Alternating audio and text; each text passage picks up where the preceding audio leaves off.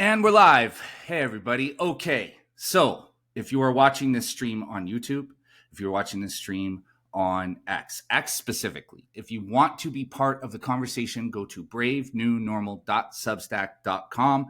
That's where the main chat is happening. I have been paying attention to the chat on YouTube just because we have paid members there and I really want to honor their membership. But guys, if you're on YouTube and you're watching this, just head over to bravenewnormal.substack.com. There's a lot of shit happening in the chats there. You guys can talk to each other, drop some dope comments, things like that. Also, if you want to watch the recordings of these live streams, you have to be a paid subscriber at bravenewnormal.substack.com. It's $5 a month or $50 for the year. The stream is free. I put up a free 30-minute preview of every live stream. However, if you want to watch the recording, you have to be a paid subscriber. bravenewnormal.substack.com. You can also watch the recordings on X as a paid subscriber there, at JasonJamesBNN. You get all the same stuff on X that you get on Substack, so you don't have to do both. And also, if you want to watch the paid or the recordings of these live streams, you have to be a paid member on YouTube. The difference between YouTube, Substack, and X is that you don't get any of the extra essay stuff on YouTube. So I really recommend just sign up, bravenewnormal.substack.com, defeat the algorithms. You get everything that I produce direct to your inbox. I don't send spam, calls to action, or any of that bullshit. It's $5 a month, $50 for the year. Everything that hits your inbox is something of value. And if you are a paid subscriber on Substack or X, you get early access to podcast episodes, access to all of the live stream recordings, and paid only essays. And there's a fuck ton of them coming. I have been sitting and writing and getting prepared for a break, maybe a 1 or 2 week break from the podcast, just so I can get all the writing out. So there's a lot of paid essays coming. So bravenewnormal.substack.com, join the conversation there, become a paid subscriber, and get access to all the extra stuff, including the live stream recordings. Peyman Askari, you beautiful son of a bitch. How you doing? I'm doing good, man. I shouldn't complain. I mean, relative to everywhere else in the world, I guess it's not a war zone, at least Canada. We're there now, right? We're not dead yet. It's not a conflict zone. I don't know how else to stay positive. It's not a conflict zone. Yeah. So, okay. So let's talk about where you started the conversation. So what are you seeing happening right now? You know, I just look at the feed, right? So my feed on X, it's not representative of my values. Like Sean Fraser shows up on my feed. I'm like, what the hell is this jackass doing on my feed? I'm guessing they're paying to boost this guy. And it's such a sophisticated attack of the Conservative Party. Whatever you feel about the Conservative Party, they're running circles around them. And it's coming from all sides. It's not just the MPs. It's a consistent messaging from them and all the other bot accounts and all the paid out liberal influencers. And my question is, where's this money coming from? Is it coming directly from the Liberal Party? I doubt it. This is a campaign finance law violation. Yeah, well, let's just start with how that shit ends up in our feeds, because I get a whole ton of like radical left trolling in my feeds as well. And I think the way it started was Elon Musk wanted to open the algorithms to expose people to alternate points of view and alternate perspectives. I think that was the original idea, was rather than people being trapped in these algorithmic bubbles where all they receive is confirmation bias, let's open people up to other points of view to generate discourse and dialogue. I think it and this is me like having an altruistic perspective on this, but I think that was the original intent. What I think ended up happening was people realized that their stuff was showing up in like other people's feeds and started intentionally trolling to stoke the flames of the usual bullshit that we see online all day, which is just, arguing and hate and anger. And I think Elon Musk continued along that line because it's great for ad revenue. When you have all of these people who are engaging with posts purely out of anger and hate, it generates a fuck ton of ad dollars, right? Because there are millions and millions of people being exposed to these ads. So rather than adjusting the algorithms, they just left it the way that it is. And I believe that's where we are now, is that like our feeds are just endless streams of garbage because it's intended to generate an emotion within us that triggers us to engage with it. And the more engagement, the more ad revenue X earns, and the more ad revenue the creators earn, right? Like the influencers. And now I think there are a ton of influencers, right, who have caught on to that, who are intentionally creating content that triggers an emotion out of the other side. And you see this all day, every day on X. You can just scroll endless, just doom scroll through endless partisan garbage. And there's a lot of people who are making a lot of money on this model. So what's happening is what I think was originally a valiant effort to bring people together ended up becoming something that divided us further. You're right, and you've mentioned this many times, and I'm going to defer to your expertise on this because everything my views on the algorithm are based on what you've told me. So your powers of observation on this are correct, and yes, maybe it was a valiant effort, and it ended up backfiring. It had the opposite result.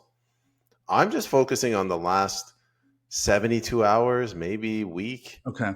And it's gotten much worse. Like I go through the feed. First of all, it's all heavily negative, which makes me wonder, like, are my posts negative as well? Because sometimes you write something you think is neutral and the other guy reads it and it comes across as negative.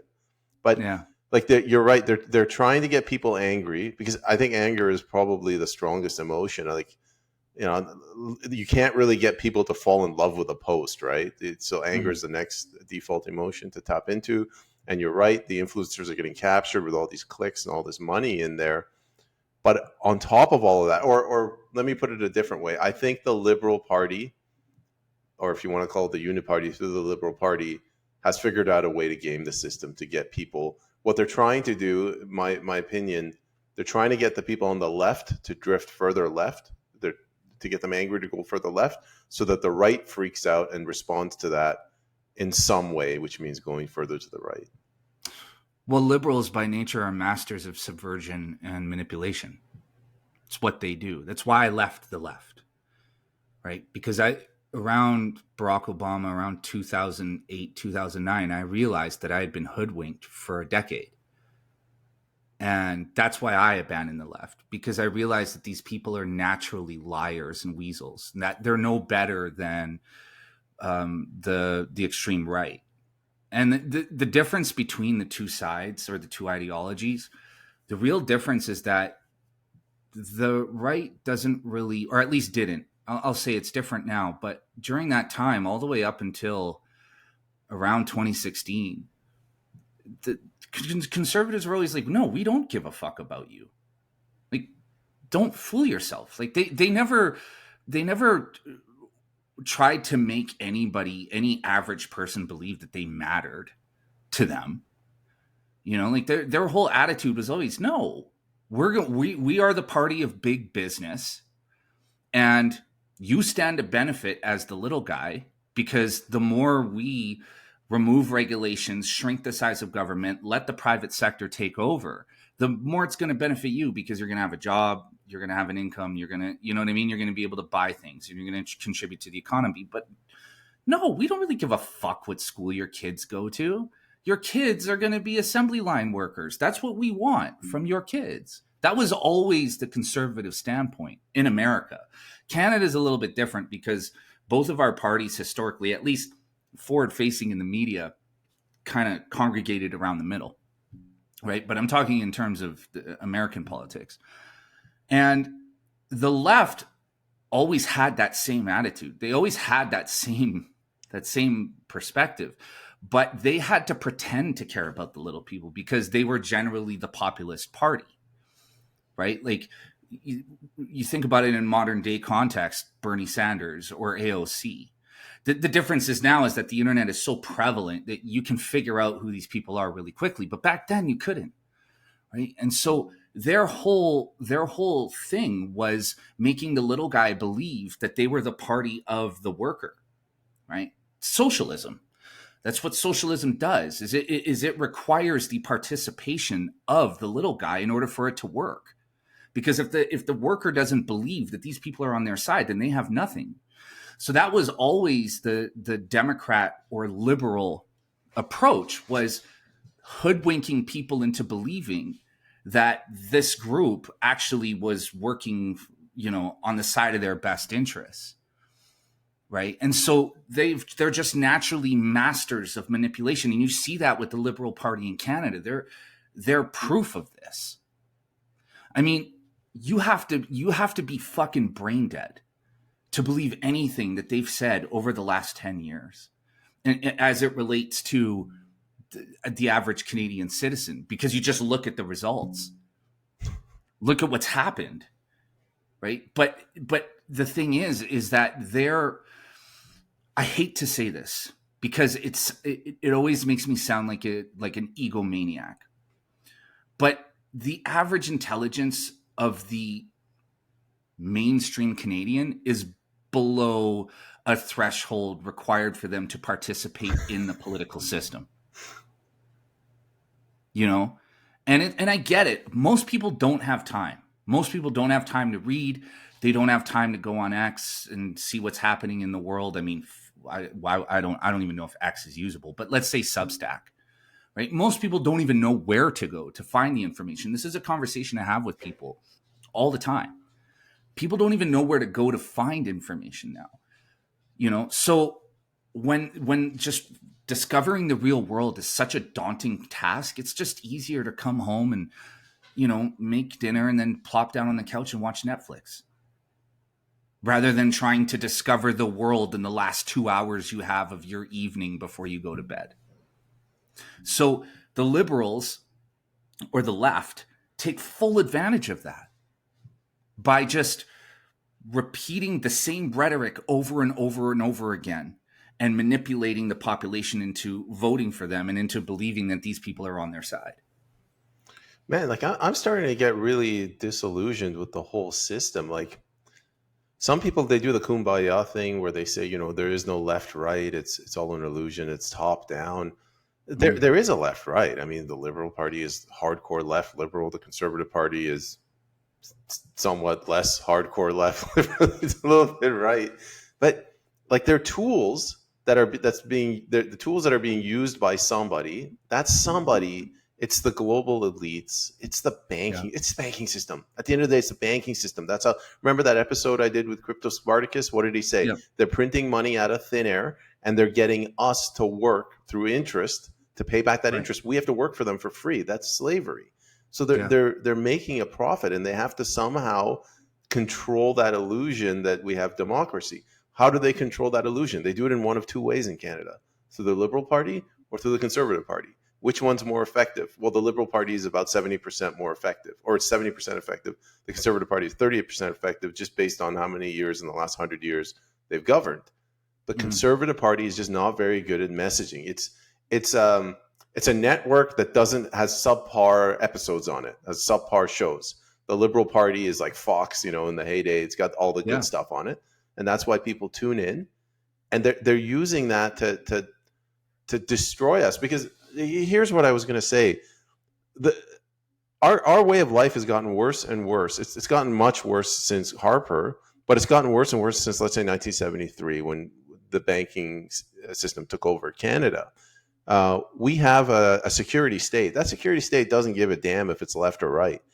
Yes, we have socialized healthcare that the liberals support, but that healthcare is not paid by the elites that run that insecurity system. That healthcare is paid by you or me. So there is no socialized healthcare. It's our own money. We're laundering our money to give the illusion of healthcare.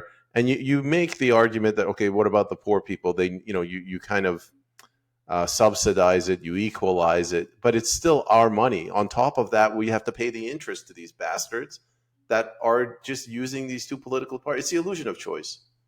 Yeah. Yeah. Just really quickly, turn the gain down on your mic slightly, just a tiny little bit. You were distorting at points there. Sorry, brother. I've been making Peyman turn up and turn down his mic for like 10 minutes, guys. So I want to go back to the messaging comment you made, because this is where the conservatives, and for people watching this, I'm outside of this right-left dichotomy, as is Peyman. They're all the same fucking thing at the end of the day. But let's just talk like in terms of messaging. The conservatives are terrible at messaging because they're terrible at talking to stupid people. Because historically it wasn't stupid people that voted for them. Right? So what's happened is we've had this huge paradigm shift almost, right? Where all of the people who classically found themselves on the left, not all, but most of the people who classically found themselves on the left have now moved toward the right. And so you have Republicans and conservatives now, speaking to a group that they don't really know how to communicate with. And so the reason why Trump is so successful is because he's terrible at articulating himself. He's sometimes I listen to him, and as a person who considers myself okay smart, right? Middle of the road, there's sometimes I listen to him and I'm just like, oh my God, this is so painful. Because he's speaking almost in caveman language. But then I realize the reason why Trump is so popular amongst that group of people is because he's talking to them. Right? And again, I'm not trying to paint out all these people as being irreparably stupid. I personally believe stupid is a choice. And again, it's the choice between reading a book or watching Netflix. It's the choice between going for a walk outside or going to a shopping mall on your Saturday, right? We tend to make choices that make us stupid. It is hard to be intelligent. It is difficult because it is constant work and it is discipline, right? I have that stack of books on my dresser. I open them every fucking night. Trust me when I tell you, I would much rather be watching fight highlights on my phone or street fight videos on X. I would much rather be doom scrolling on Instagram or whatever, Instagram reels, whatever, right? And sometimes that shit does get me, but I have to maintain that discipline because I know that my commitment to learning about the world around me, whether past or present, is going to serve me in the future, right? But most people don't do that. And it's not saying that I'm better than most people. I happen to be a writer, so I have to read. The more I read, the better I become as a writer. So it's part of my work. It's part of what I do. But if you're not a writer, or it's reading or learning about the world doesn't serve an immediate purpose in your life, I see why you don't do it. And so Trump is talking to those people. He's talking to middle America. And that's what made him so successful. And that's why we're Republicans and conservatives, where Pierre Poilievre was successful was when he took a page out of Trump's book and took that populist route and started talking directly to people. And he turned people into conservatives who had never been conservatives before because he was talking directly to them in their language. But conservatives overall, and even Pierre Poilievre now, they're fucking terrible at communicating to the average person. Whereas the liberals are masters at it. They can wrap up average mainstream people quickly. If my dog starts barking, I apologize. If the gain is bad, tell me. I'll fix it. I agree up until a point. So let's call that the tactics. Like Trump's tactics of the way he talks to people. He dumbs himself down intentionally. This guy is, he's a very educated person. He's intelligent. He's running the country, for the love of God. He comes across as stupid, and that does work. And you're right, Pierre Poilievre, when he used that, it did work. But I think there's something deeper here, and it goes back to like World War II. So I was watching a Daryl Cooper interview, and he described World War II as a war between ideological differences on monetary policy. So the West wanted Keynesianism. You pay back debts with more debt, like you take in loans to pay off previous loans. And the Nazis believed in just don't pay your debts back. I'm serious. That's what a national bank is. Canada used to be like this before 73. Like you just print money. It leads to other problems. But like the Nazis lost that war. You and I were happy that happened, but they lost that war. And these guys have been printing money. They've just been shaping the narrative since then. So like it's the reason the left is winning is that these people that won the war that are printing money, they're putting this money into places like Hollywood. They're doing it through the CIA, but Hollywood, music, popular culture, and you shape you shape perception of what is right and what is wrong, and it's just gone in a direction that the left is right and the right is wrong. So, for example, the left talks about transgender rights; those are collective rights. The left talks about healthcare for all, universal basic income. These are things that come out of the mindset of the left. You don't see that same sort of glorification of ideas on the right. The family unit, parental rights, small business. Every 4 years, the Conservative Party dusts off their constitution and they espouse, support for this stuff, the supremacy of God, the rule of law. But between the election periods, those other 3 years and 11 months, they don't care about the rule of law. There's no rule of law. They don't care about common law. They don't care about property rights. And I don't, it's very difficult for a political party to come along and make those things sexy the same way the left has made their policy points sexy, like transgender rights. Yeah, but it's because they mastered the art of the messaging. Yes. Right? Like, mastered the art of propaganda. I mean, look at all of the movies that came out in the 90s, right? It was all this pro-war military industrial complex messaging. Like, think about every fucking great movie from the 90s. It all had that element to it, right? And then, like, see, what's interesting now is that as woke exposed the left, now we're seeing the way, like, the left hasn't changed the way that they do the way that they propagate their messaging, right? It's the same system that has existed since the 80s. The difference is because most of us recognize woke, or whatever you want to call it, postmodern neo-Marxism, neoliberalism, as being a poison. Now you can see it. And that's why Hollywood is falling apart. Studios are closing down.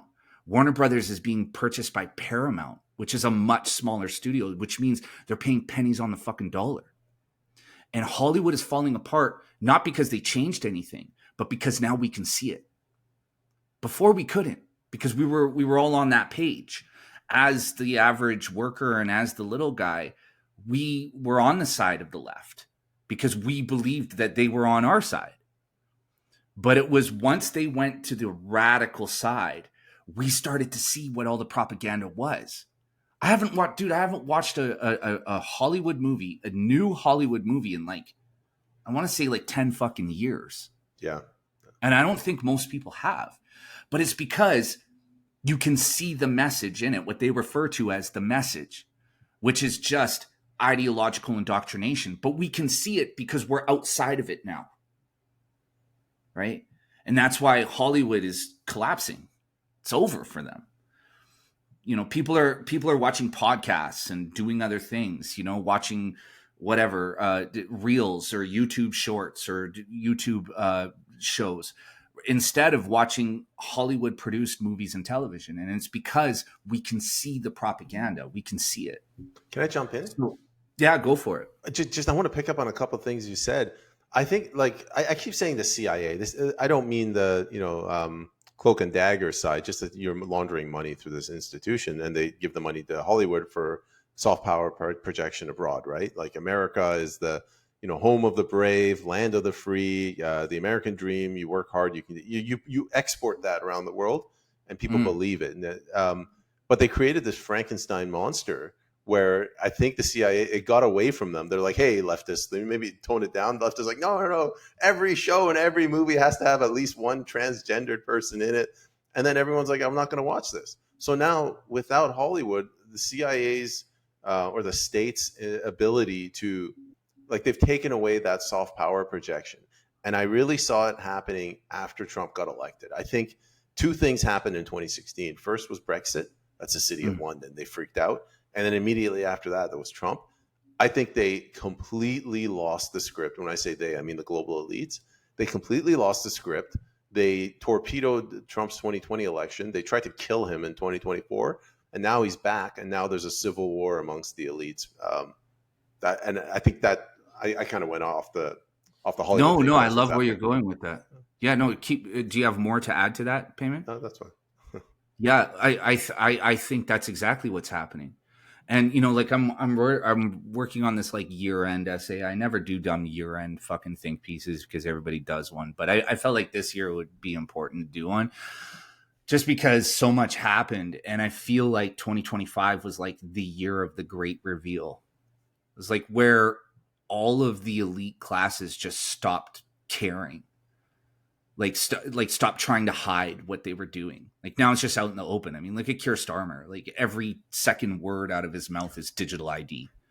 Look at the EU. Look at all this censorship legislation that they're proposing and passing in the EU, and now here in Canada, right? And in the United States, they're doing it from the opposite side. They're trying to censor because woke trans killers are out there shooting everybody, right? But you see how the message is in tandem across the Western nations. And I feel like at this point, they don't give a fuck anymore. The only one who does is Trump. And I think it's because he's caught between a rock and a hard place. I think he knows, like the rest of us, that the intelligence agencies are the ones who are really running his government. Can we table Trump? I want to talk to you about Trump and what I think is happening because it ties into Sam Cooper. But before we get to that, you mentioned that the elites, it's almost like they don't care. Just look at not even our elites, our elected representatives, like EB. His language has gotten a lot more aggressive.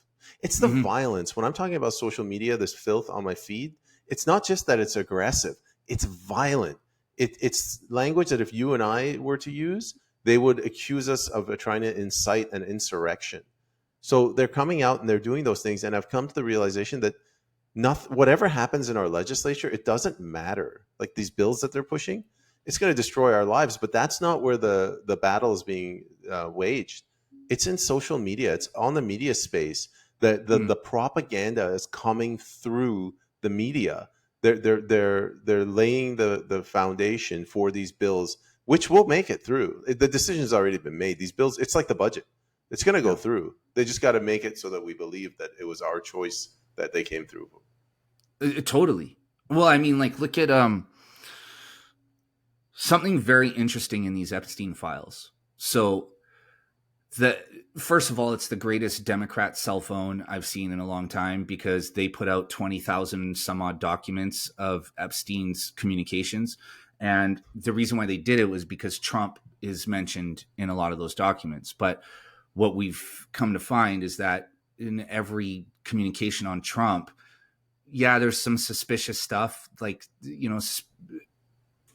I would say some suspicious things that are in some of those conversations, but for the most part, like he comes through clean. Like basically the gist of it is that, Jeffrey Epstein was, hanging around at Mar-a-Lago and doing stuff with girls, and Trump didn't like it and kicked him out.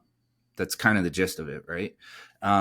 But there are some communications that seem to allude to Epstein having something on Trump. He refers to him as the dog that won't bark. Right. But what's fascinating about this is in these files that I've read is that it appears that Jeffrey Epstein wasn't working for Israel, that Israel was working for him, which is fucking terrifying. And I think that's the first thread to seeing what is really running our world. I think so. Congress voted. The congressional Republicans voted to release the files. The Senate voted to release the files. Donald Trump, the guy who was trying to hold back that flood, signed the executive order to release the files within 36 hours of that vote, which I am very heartened to see. There's a lot of stuff that Trump does, and especially lately, that has made me pretty upset. But this thing, to see that he did it so fast after trying to hold off for as long as he could, that's a beautiful sign. That's a sign of a man with a conscience, right? And I think we are about to see what really runs our world if people look for it. Because I read through the documents, and that was the one that really jumped out at me, was Epstein's communications with I'm going to mispronounce his name, Ehud Barak, the former Israeli prime minister, it appears